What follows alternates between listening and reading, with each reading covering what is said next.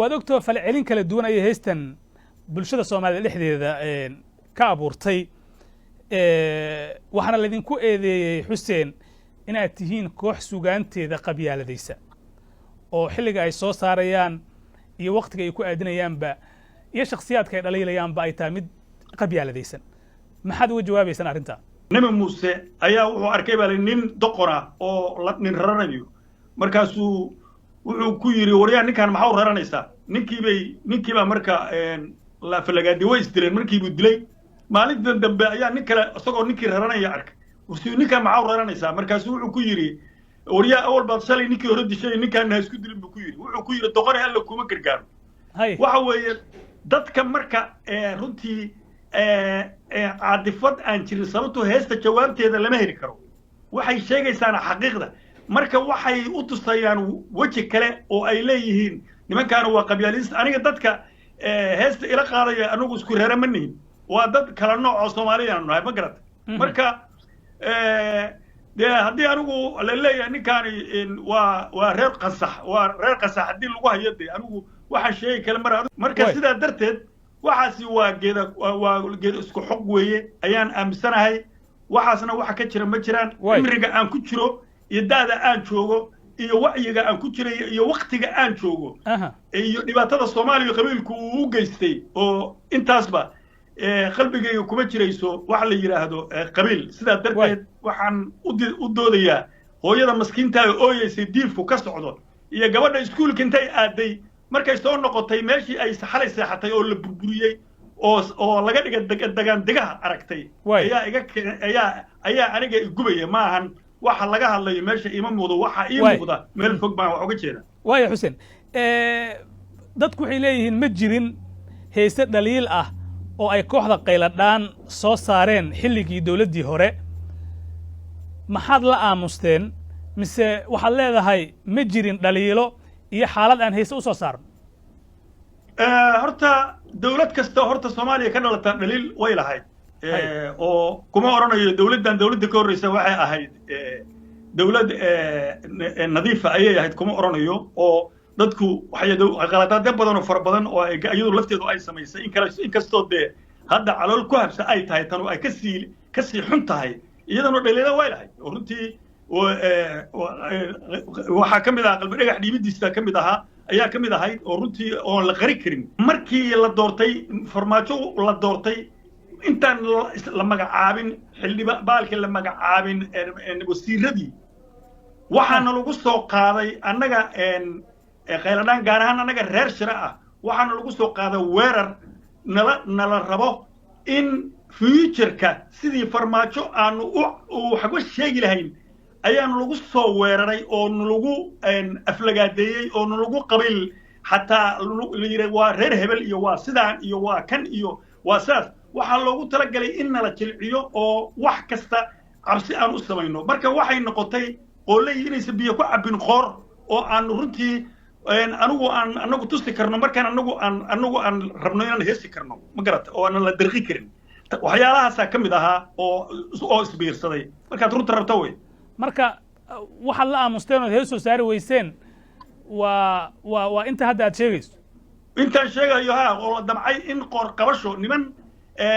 ma garanaysaa social media ku jira ayaa niman siyaasiyiin oo hadda dawladda ka mid ah oo magacyo oo aad u fara badan oo qaar wasiirro yihiin ayaa noo soo adeegsaday runtii inay damcaan inay naga qaylisiiyaan oo nagu si aanu micnaha aan la yiraahdo wakaa kuwii ay reer qasax isla ahayn baa ku qaylinaya loo yiraahdo annagu markaan aran inaan la dirqinayo wax inaan la dirqi karin ayaan annaguna saasay ahayd iyo ayadoo ninkaasu naga xanuunsaday inta waxyaalahaas oo dhan ayaa isbiirsaday xuseen dabcan adiguna waad noo caddaysay in aysan jirin suugaan aad soo saarteen xilligii dawladdii hore marka adiga oo u sababeynaya arrimo jira oo gaar idin ahaa dartood arrintaasi sow mid waaqici ah kama dhigayso doodda ka imaanaysa iyo dhaliisha dadka shacabka ay idin jeedinayaan 8 heesood waa qaad ما أنا هيسين ما هيس بدن بقادم والدنيا أنا قادم لكن هو دليل ما أذن قادننا غير دليلها هيس كم إذا هيد هيس دور هيس ويران لكن micnuhu waxa weeye nin horta meel waxa la ninka gabadhaada waxa la xaaskaaga u socda gabadhaada aan ku siiyo kama yeelayo laakiin heeso wadaniyo Soomaaliya caadiya waan qaadnay oo aad u fara badan oo runtii laakiin hees lamida mid hadda aad soo saarteen oo dhaliil aad ugu jeedinaysaan dawladda ma aadan qaadin hees dawladdan ugu dhaliilay ma aanan qaadin waxaana ku qaadin waxay ahayd iyadoo runtii sida aan kuu sheegaba ay jirtay dhinaca caafimaadka uu naga jiray iyadoo runtii ujeeddo kale in nalaga leeyahay aan dareemayo sidaa darteed aan tusayo qoorqabasho inaan biyo ku cabbi karin oo qoorqabasho biyaan lagu cabsi karin haddii micnaha waxaan aaminsanahay sida iyadaba layskaga kaayo dhaafi lahaa hataa wax kastaba dhib kastaba hanaga haysta ninkaas isbitaal ku jiray waa naga imaan lahay laakiin waxaa damcay xab siyaasadeed inuu lagu caburiyo si aanu dawladdaas markaas jirta aanu micnaha heeso mucaarada ugu qaadno waaya dadkan aad leedahay waxay doonayaan inay sugaantiina nagu caburiyaan oo khiyaarka adinku aad leedihiin ay leexiyaan yaad ula jeedaa xuseen waxaan ula jeedaa dad la soo adeegsaday oo social media ka cacleeya iyo niman siyaasiyiin oo ay soo isticmaalaan oo dadkan social media waa la biilaa badanaa waa la biilayaa waa dad baa biila oo siyaasiyiin wax siiya waaya xuseen dadka dhaliilay heestan hadda aad soo saarteen ee weliba tixda ka qoray waxaa ka mida abwaan guure oo aad isla tihiin bahda suugaanleyda Soomaaliyeed sideed u aragtaan tixda uu idinku dhaliil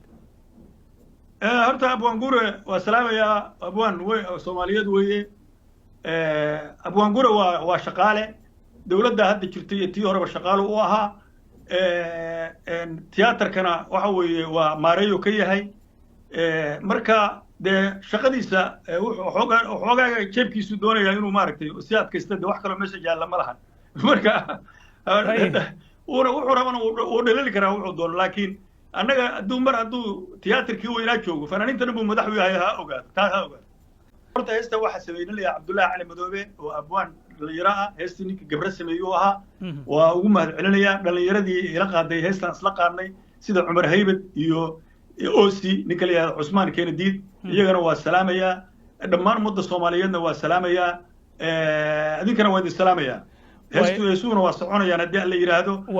dawladduna waa dawladdeennii dhaliisheedana waa sheegaynaa wanaageedana waa sheegaynaa hadda dhaliisheedii baa socota hadday hagaagtana waan insha Allah waa u heesi doonaa sidii awalba tuutahan waagii u gashanayay 2013 waaya aad ayuu mahadsan yahay kaasi wuxuu ahaa Xuseen Shire Jaamac oo ah abwaani fanaan Soomaaliyeed sidoo kalena ka mid ah hormuudka kooxda Qiladhaan oo hees cusub oo ay ku dhaliilayaan hoggaanka dalka oo ay soo saareen siyaabo kala duwan ay bulshada Soomaaliyeed uga falceliyeen Xuseen aad baad u mahadsantahay